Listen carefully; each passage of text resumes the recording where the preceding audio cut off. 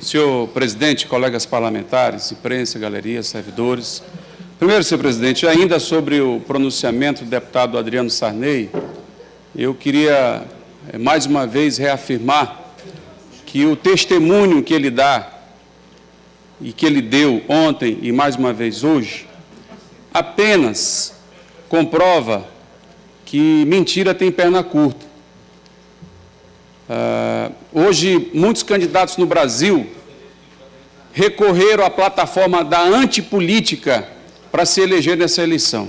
Uma atmosfera favorável a isso, e muitos fizeram isso. O Dória, em São Paulo, se elegeu dizendo que não era político. Aqui, nós temos uma candidatura do nosso colega, que daqui a pouco, alguns dias, deve retornar a esta casa, terá a oportunidade de debater conosco, que se coloca como antipolítico. A questão é que isso não é verdadeiro, como ficou provado pelo testemunho que eu reputo. A fala do deputado Adriano Sarney é um testemunho de que isso não é verdadeiro, porque ele recorreu ao Grupo Sarney, procurando o apoio do Grupo Sarney nesta eleição na capital. Ele insistiu nesse apoio, procurou outros partidos. Então, o fato de estar num partido sem alianças não foi porque ele optou por este caminho, é porque ele não conseguiu os apoios necessários. Portanto, não é uma postura verdadeira. E a população precisa saber disso. Porque algumas pessoas, às vezes, embarcam por um caminho, achando que o caminho é aquilo que ele espera, quando, na verdade, não é. Então, eu acho que nós precisamos, para respeitar o eleitor, para respeitar o povo, em primeiro lugar, ser transparentes, ser claro nas suas posições. Nós temos posições claras aqui. Eu passei a vida toda fazendo oposição no estado do Maranhão. O governador Flávio Dino foi eleito pela oposição. E aqui hoje nós temos uma oposição que é assumida e nós respeitamos isso. E travamos um debate intenso todos os dias, mas com a sinceridade e a coerência das nossas posições políticas. Infelizmente, o nosso colega deputado Braide não está seguindo o mesmo caminho, porque ele foi eleito 2 vezes deputado e, para se eleger deputado, ele precisou das alianças.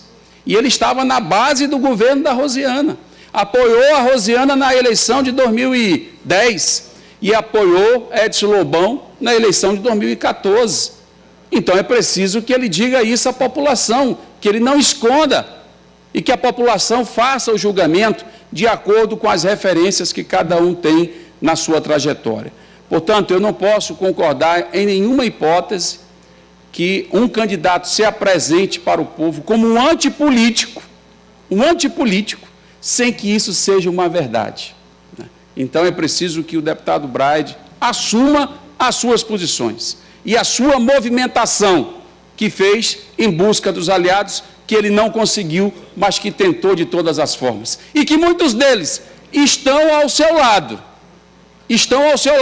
mas ele esconde, ele não mostra, ele não exibe, porque acha que isso vai prejudicar a sua campanha eleitoral. Mas, caso ganhasse a eleição, no dia seguinte, certamente, todos estarão sentados ao seu redor, inclusive o ex-prefeito João Castelo, do qual ele foi secretário, que está abertamente pedindo e engajado na campanha do deputado Braide, agora candidato a prefeito.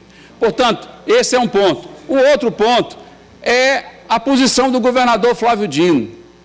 Eu não tenho dúvida nenhuma que o voto do governador é para Edivaldo Holanda. Ele vai votar no 12. Nenhuma dúvida sobre isso. Absolutamente nenhuma. Agora, o governador está sendo cauteloso, ele está adotando uma postura de cautela em relação à campanha eleitoral, é uma oposição dele e que a gente tem respeitado, porque ele também foi candidato em São Luís e ele sofreu muito naquela campanha, porque ele considera que o Estado pesou na eleição. E nesta eleição o Estado não está pesando e o governador tem procurado ser o mais cauteloso possível.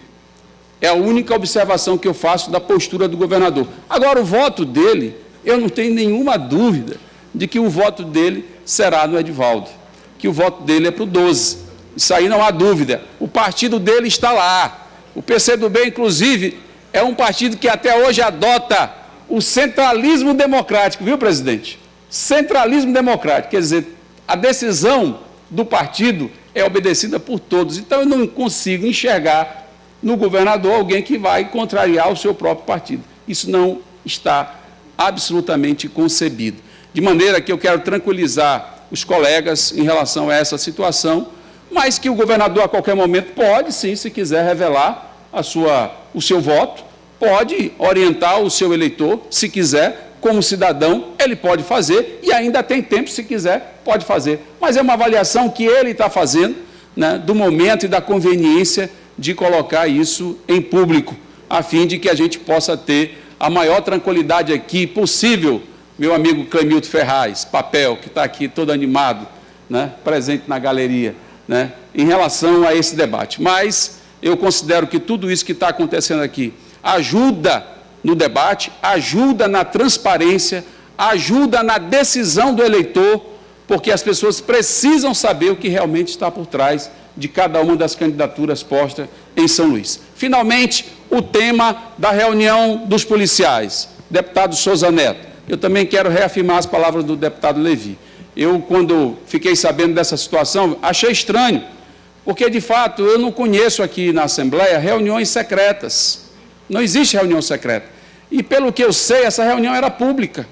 Então, se ela é pública, como esta aqui, inclusive, todas elas são filmadas, são gravadas, são transmitidas ao vivo, como nós estamos nesse momento sendo transmitido ao vivo. Então, não há reunião secreta e nunca teve restrição a ninguém de gravar, né, e de registrar o que acontece aqui nos espaços públicos da Assembleia.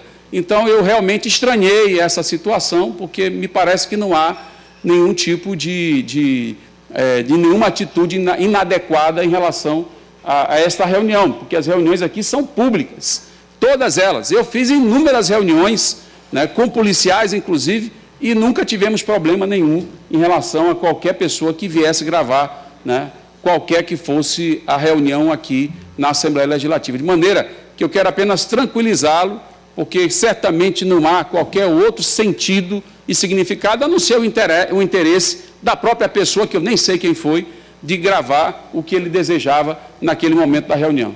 Deputado Souza Neto. Pois não, fique à vontade, a cadeira é sua. Deputado Bira, é só para esclarecer a Vossa Excelência, mais uma vez, agora, igual eu falei para o deputado Levi, que a gente marcou, Vossa Excelência até faz parte também da Comissão de Segurança, e ontem foi marcado um horário regimental, o horário de 8h30 da manhã. E fiquei até às 9h30, que é o horário que encerra.